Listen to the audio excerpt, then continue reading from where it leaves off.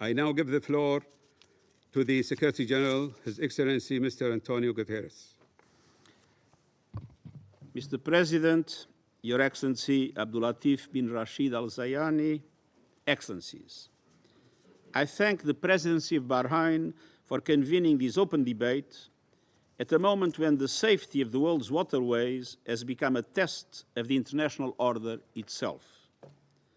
For centuries, maritime routes have been the arteries of global trade, carrying goods, energy, and ideas across continents, connecting societies, economies, and cultures.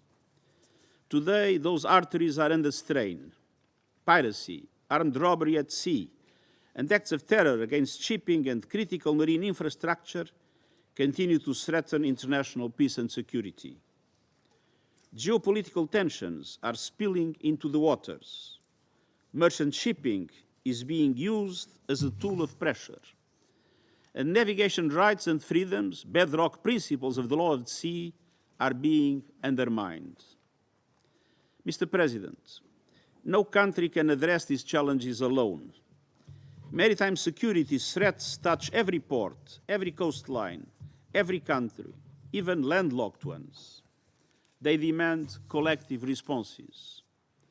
Yet war and deepening divisions are shaking the collective security system. Trust is eroding. International law is being violated in plain sight, and the institutions built to keep peace are being tested at their core. Mr. President, since early March, the disruption of shipping through the Strait of Hormuz has struck at global energy security, food supplies, and trade. The Strait of Hormuz is one of the world's most critical maritime choke points. It carries roughly 1/5 of global oil trade, 1/5 of global liquefied natural gas, and nearly 1/3 of internationally traded fertilizers. Safe, unimpeded passage is an economic and humanitarian imperative. The economic shock has been immediate, and everyone is paying the price. Acute volatility in energy and commodity markets, surging transport and insurance costs, and the worst supply chain disruption since COVID-19 and the war in Ukraine. These pressures are cascading into empty fuel tanks, empty shelves, and empty plates. The humanitarian toll is mounting.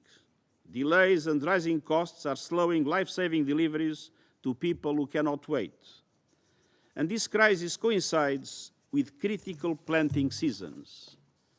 Prolonged disruption risks triggering a global food emergency, pushing millions, especially in Africa and South Asia, into hunger and poverty.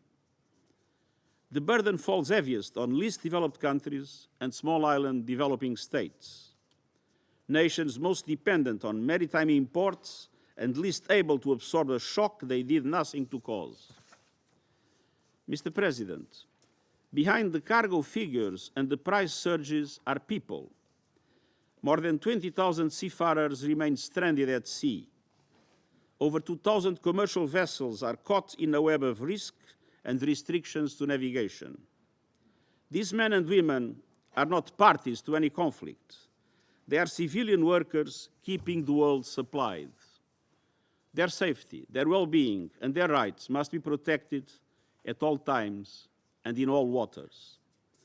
I urge Member States to support the emergency evacuation framework prepared by the International Maritime Organization, a coordinated plan to ensure the safe movement, assistance, and protection of affected crews in full accordance with international law.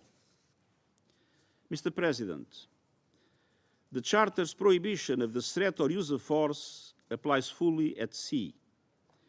Navigational rights and freedoms through the Strait of Hormuz must be respected, as affirmed by this Council's Resolution 2817.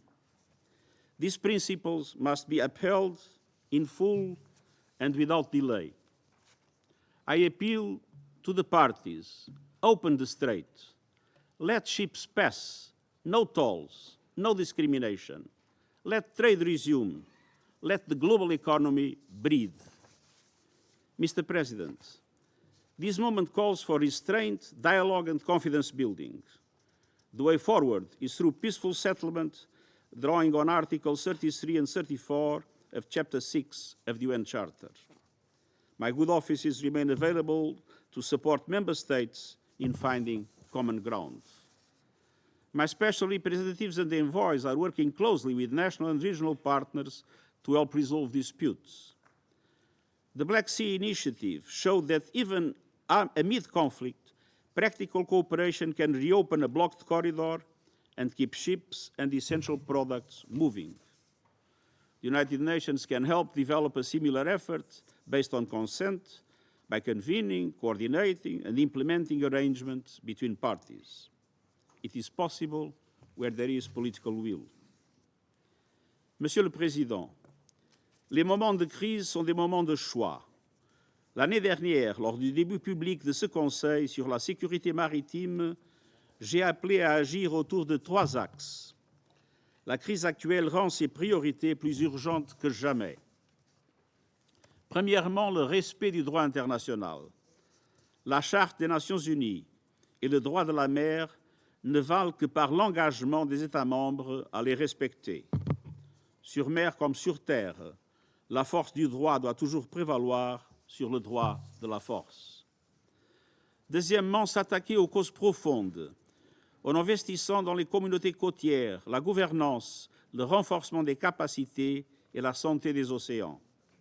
L'insécurité en mer commence sur terre ferme. Troisièmement, approfondir le dialogue et la coopération entre États, organisations régionales, industries maritimes, assureurs, exploitants portuaires et sociétés civiles, pour renforcer notre compréhension de la situation maritime, pour protéger les gens de mer et les autres travailleurs maritimes et pour maintenir les voies navigables internationales ouvertes, sûres et conformes au droit. L'océan doit être un espace de paix et de coopération et non d'affrontement et de coercition. Le moment est venu de choisir et d'agir, et je vous remercie. I thank the Secretary-General for his briefing.